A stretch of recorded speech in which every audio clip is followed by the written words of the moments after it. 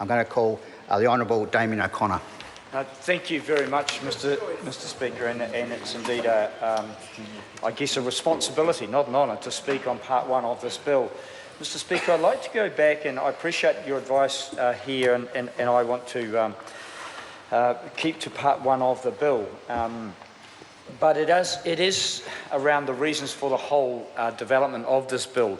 And the issue of, I guess, small or large workplaces, Mr Speaker, and obviously they've defined in part one the armed forces, intelligence security agencies, aircraft, all places that are generally large places of where there are quite a number of workers. Can I just go back to what have been the drivers of the bill? And it's been mentioned on occasion, of course, that Pike River, a large workplace, has been seen as the primary driver, the place of a shocking disaster that gave rise to a new awareness around health and safety.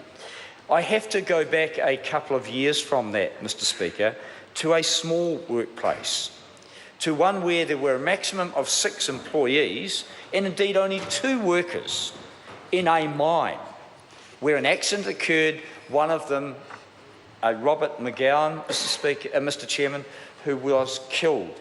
And I raise this because I don't think his name or the agony that his partner and wife have had to go through over those years has been mentioned.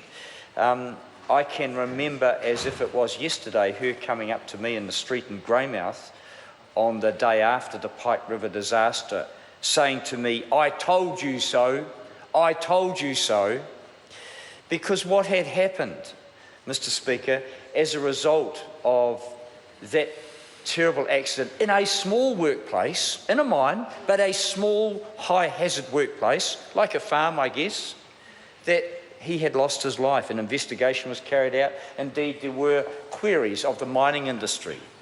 And the conclusion was the Department of Labour, Mr Speaker, was that it was only the small workplaces that were risky, that the larger workplaces were indeed well run, well regimented, have everything in place. But that incident, and I have to say subsequent ones in other areas other than mining, but in high-risk places, it's often been in small environments and small workplaces where people have suffered terrible tragedies. Mr Speaker, part one, the health and safety at work, and I guess in trying to define the workplaces, exclusive economic zones, and keeping in line with the tight nature of our debate here, Mr Speaker, I welcome the opportunity to expand out later on. But I think the definitions are areas that we are in Labor challenging.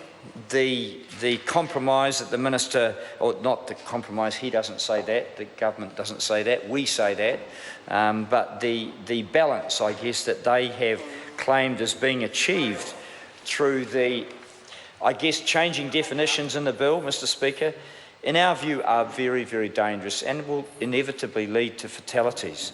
I hold before you a book which I'm just starting to read. It's been out a little while, and it actually has in here from Hansard's, and it quotes from debates in this House.